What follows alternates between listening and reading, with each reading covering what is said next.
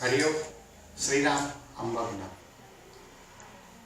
હું હેમંત સિંહ ત્રિવેદી, મણિનગર ઉપાસના સેન્ટર. મારો એક તાજો અનુભવ હું આપની સાથે શેર કરવા માંગુ છું.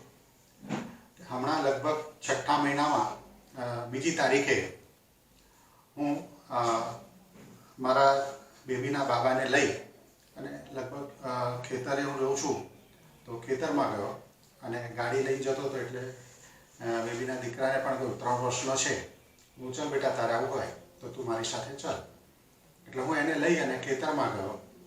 ખેતરમાં અમે થોડું બેઠા અને પછી મેં કહ્યું ચલો આપણે જઈશું હવે મામાની ફેક્ટરીએ જઈએ. તો હું મારા બાબાની ફેક્ટરીએ ગયો. ત્યાંથી લગભગ 20 કિલોમીટર છે. એટલે ફેક્ટરીએ ગયો. અમે ત્યાં ફેક્ટરીએ બેઠા થોડું કલાક જેવું અને બાબાને બિસ્કિટ ખવડાયા અને એ બધું બિસ્કિટ ખાધું.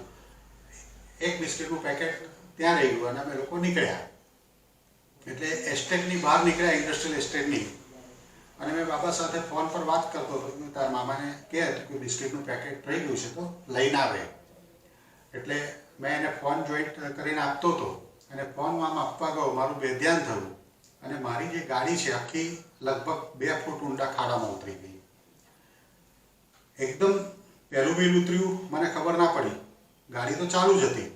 અને પછી બીજું વ્હીલ જ્યારે ઉતર્યું ત્યારે એકદમ મને ખબર ના પડી, કોઈક જાણે આવીને મારું સ્ટીયરિંગ આખું ફેરવી દીધું અને ગાડી એકદમ સીધી થઈ અને ઊભી રહી ગઈ. પણ ખાડામાં જ હતી ગાડી, લગભગ 2 ફૂટ અંદર. કે એ ગાડી ચાલુ કરી અને હું જો બહાર કાઢું તો એ લગભગ પલટી ખાઈ જવાની તૈયારીમાં હતી.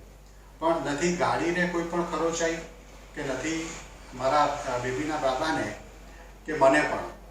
મારા બેબીનો બાબો રડતો હતો, જબરજસ્ત રડવા માંડ્યો. એટલે ફોન ચાલુ જ હતો. મેં મારા બાબાને કહ્યું કે હર્ષલ તું જલ્દી આવ, મારી ગાડી ખાડામાં ઉતરી ગઈ છે. એટલે હર્ષલ આવેલો હતો અને આવી ગયા. અને આજુબાજુથી ટ્રેક્ટરવાળા આવ્યા. ખબર નથી મને કેવી રીતે બધી સહાય મળી મને. મારી આગળ ગાડીની આગળ બાપુનો ફોટો એ લગભગ હોય છે જ અને આ પાછળ ચંડિકા પુલનો ફોટો છે.